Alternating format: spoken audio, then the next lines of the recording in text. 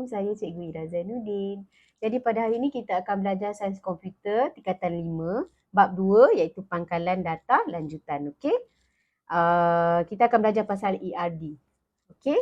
Dan struktur rajah hubungan entiti ataupun ERD. Okey. Baik. Sebelum tu kita revise balik apa yang dimaksudkan dengan pangkalan data. Okey. Pangkalan data ini adalah himpunan data berkaitan yang boleh dikongsi bersama oleh pelbagai kategori pengguna. Contoh pangkalan data ialah sistem pinjaman buku, sistem maklumat pelajar dan juga sistem tempahan tiket. Okey, bagi sesiapa yang masih blur, macam tak faham apa pangkalan data sebenarnya. Okey, kat sini cikgu ada tunjukkan rak file. Okey, ini rak file dan rak file ni sebenarnya adalah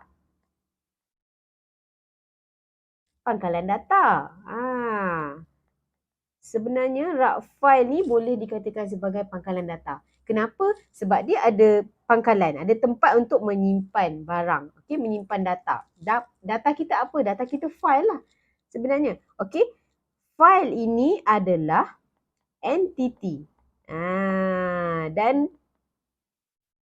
Dan nama file, nama bagi setiap file, contoh file A ni contoh, file murid tingkatan 5 contoh file murid tingkatan 2 pun ada sini Jadi nama file itu adalah attribute. Okey. Macam tu. So kamu imagine je lah pangkalan data tu sebenarnya rak file lah. Macam tu. Okey, baik. Kita dah tahu pangkalan data apa, jadi kita teruskan ke rajah hubungan entiti ataupun dalam bahasa Inggerisnya Entity Relationship Diagram. Entity Relationship, cikgu tulis macam cacing. Relationship Diagram, ERD, okey. Apa ERD ni? ERD ni adalah model asas untuk kita membina pangkalan data. Maksudnya bila kita nak bina pangkalan data, kena ada ERD. Kenapa kena ada ERD? Sebab kita nak modelkan data dan juga kita nak terangkan konsep struktur pangkalan data tu. Okey? Dan ada 3 komponen asas dalam ERD iaitu entity, attribute dan perhubungan. Jadi, kalau kita tengok balik dekat rak file, entity tadi apa? File itu sendiri adalah entity. Nama file adalah attribute. Okey? Baik, kita dah tahu rajah hubungan entiti. Jadi kita nak tahulah apa benda entiti ni. Entiti ini adalah objek ataupun konsep yang unik dan dapat dikenal pasti dalam persekitaran tertentu seperti orang, tempat, benda ataupun peristiwa. Okey, contoh entiti orang. Apa? Murid, guru boleh. Ibu bapa pun boleh jadi entiti. Perpustakaan ni adalah contoh entiti bagi tempat. Buku adalah entiti untuk benda lah. Dan peperiksaan untuk peristiwa. Jadi, entiti ini diwakilkan dalam segi 4 tepat. Dia tak boleh square. Tak boleh segi 4 sama. Tak boleh ya. Kena segi 4 tepat. Kena panjang. Okey? Baik. Kemudian kita tengok apa jenis entiti yang ada. Entiti yang ada 2. Okay? Entiti kuat dan lemah. Okay. Kuat adalah, kenapa dia kuat? Sebab dia boleh wujud tanpa bersandar dengan entiti lain. Maksudnya dia memang kuat lah. Dia boleh wujud sendiri. Dia boleh wujud dengan sendiri. Kalau entiti lemah pula, dia lemah sebab dia bersandar pada entiti kuat. Maksudnya entiti lemah ni dia bergantungan dengan entiti kuat. Okey?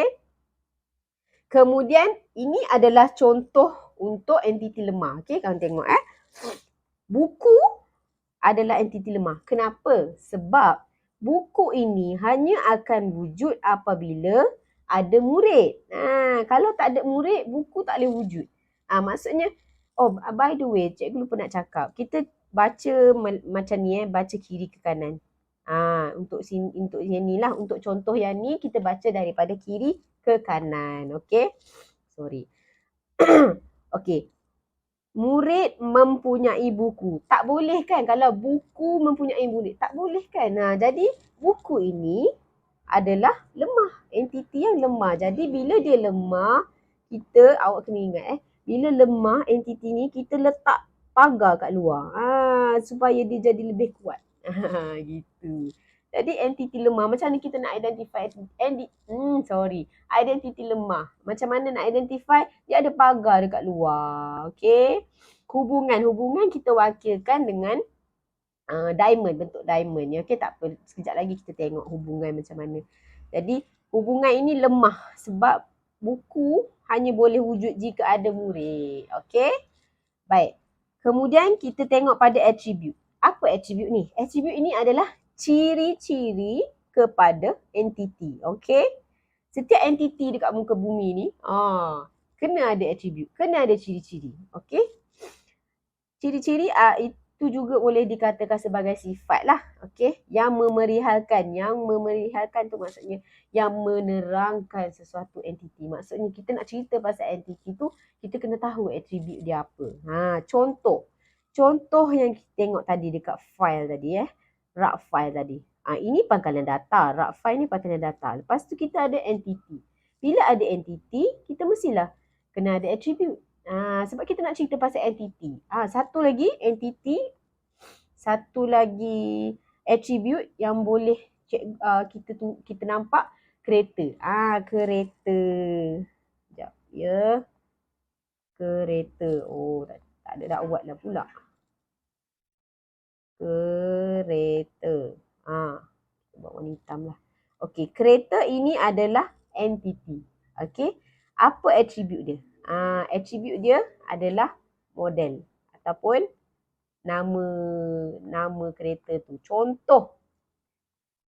Okey, ini contoh. Tak nampak. Contohnya Myvi. Contoh Myvi Myvi adalah model kereta. Okey. Satu lagi attribute yang kita boleh nampak ialah nombor plate. Nombor plate. Nombor plate tu adalah attribute untuk kereta. Apa nilai dia? MDC contoh. 1, 2, 3, 4. Okey, kamu kena faham ya. Apa beza attribute dengan nilai. Okey.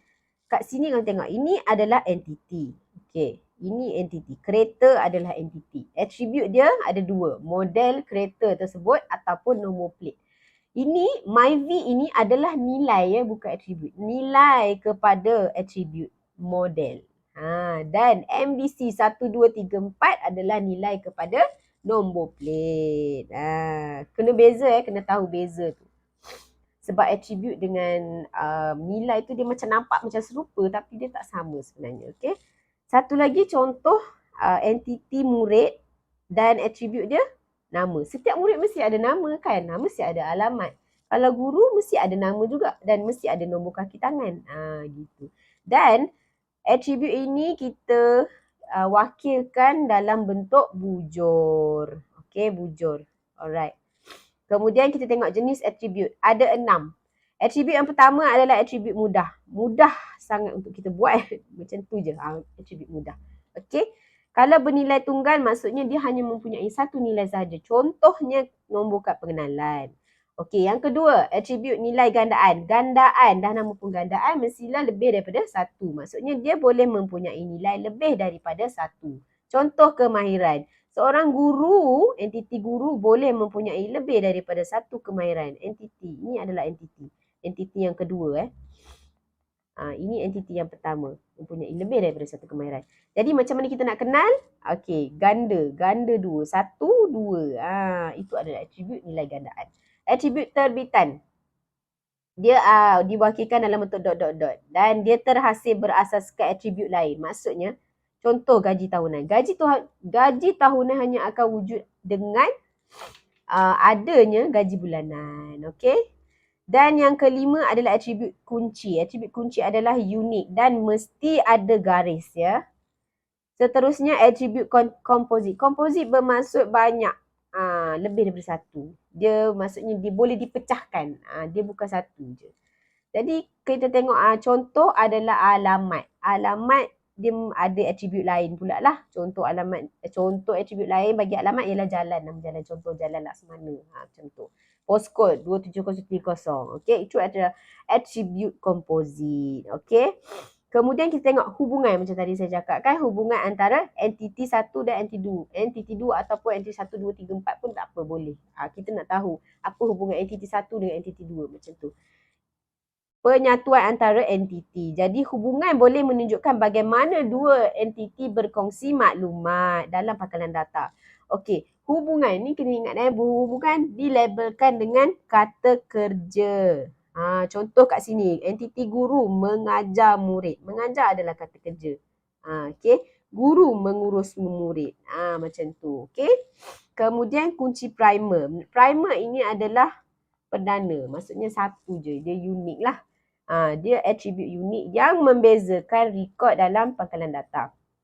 Setiap entiti hanya mempunyai satu primer sahaja. Contoh nombor kad pengenalan. Sebab setiap murid dia ada satu nombor kad pengenalan. Dan setiap nombor kad pengenalan tu adalah berbeza dengan setiap murid. Tak ada murid yang ada nombor kad pengenalan yang sama. Okay?